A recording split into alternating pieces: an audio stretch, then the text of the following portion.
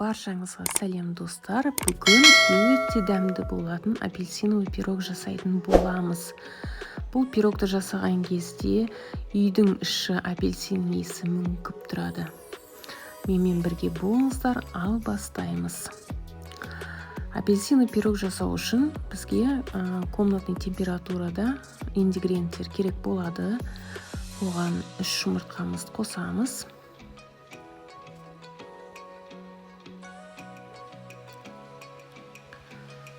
200 грамм қант керек болады.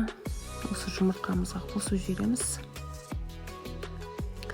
Жақсылап миксердің көмегімен араластырамыз.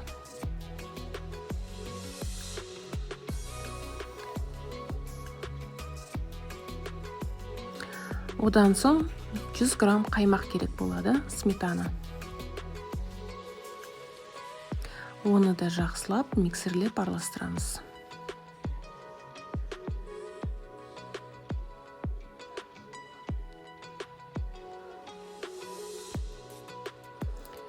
Одан кейін бөлме температурасындағы сары май 50 грамм ерітіп, осы массамызға құйып жіберіп, жақсылап араластырамыз.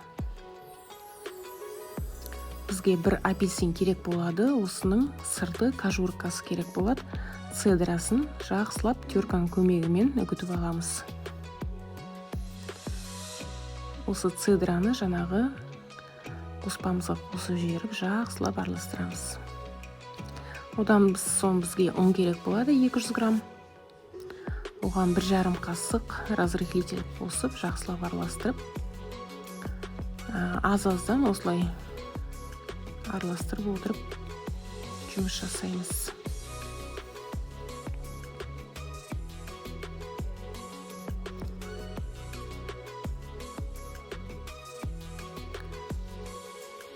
Жақсылап араластырып болғаннан кейін формочкамызды алып, оның алдын духовкамызды 180 градуста қыздырып аламыз. 10 минут бұрын осындай силиконды ыдысқа құйып, жақсылап.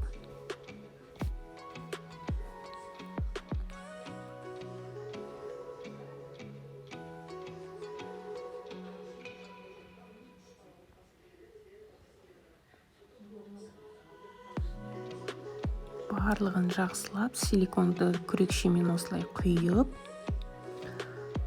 пешімізге апарамыз.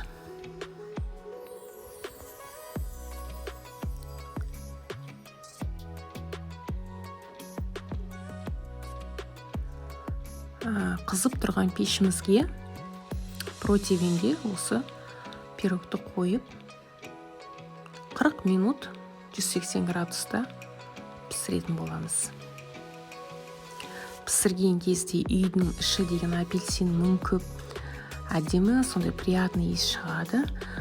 40 минуттан кейін ашпайсыз духовканы, осылай зубочистканың көмегімен тесіп, бізде сироп бар, апельсиннің соғымен қантты араластырып, жылытып, осы сиробымызды ыстықтай пирогтың үстіне құятын боламыз. Сонда пирогымыз өте сочный, дәмді, әдемі болады да.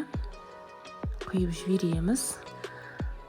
Сәл жарты сағат неғаннан кейін үстіне сахарный пудраны сеуіп жібереміз. Сеппесеңіз де болады, өз қалауыңыз.